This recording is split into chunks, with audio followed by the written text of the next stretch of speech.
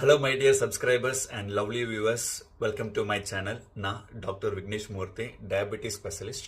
இன்னைக்கு நம்ம வீடியோவில் டயபெட்டிஸ்னா என்ன அப்படிங்கிறது தான் நான் சொல்லித்தர போகிறேன், தெரிஞ்சு வச்சுக்கோங்க.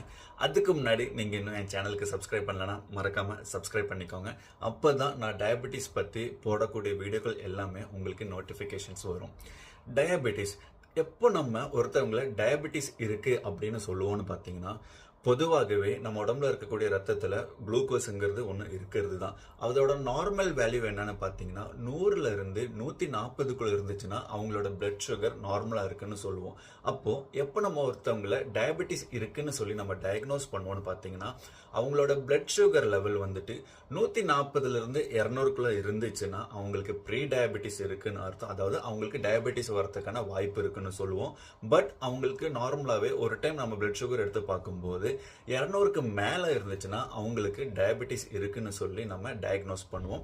பட் நான் சொல்லக்கூடிய இந்த வேல்யூங்கிறது ரேண்டம் பிளட் சுகர் வேல்யூ தான். இது ஒரு வேல்யூ வச்சு மட்டுமே உங்களுக்கு கிளினிக்கில் டயபெட்டிஸ் இருக்குன்னு சொல்லி நம்ம சொல்ல மாட்டோம். பட் டயபெட்டிஸ் இருக்கிறதுக்கான வாய்ப்புகள் இருக்கலாங்கிறத நம்ம இந்த ரேண்டம் பிளட் சுகர் வேல்யூ மூலமாக நம்ம தெரிஞ்சுக்கலாம். இந்த ரேண்டம் பிளட் சுகர் வேல்யூ என்னன்னு பார்த்தீங்கன்னா, எப்போ வேணாலும் எடுத்து பார்க்கக்கூடிய இந்த பிளட் சுகர் டெஸ்ட் தான் நம்ம ரேண்டம் பிளட் சுகர்னு சொல்லுவோம்.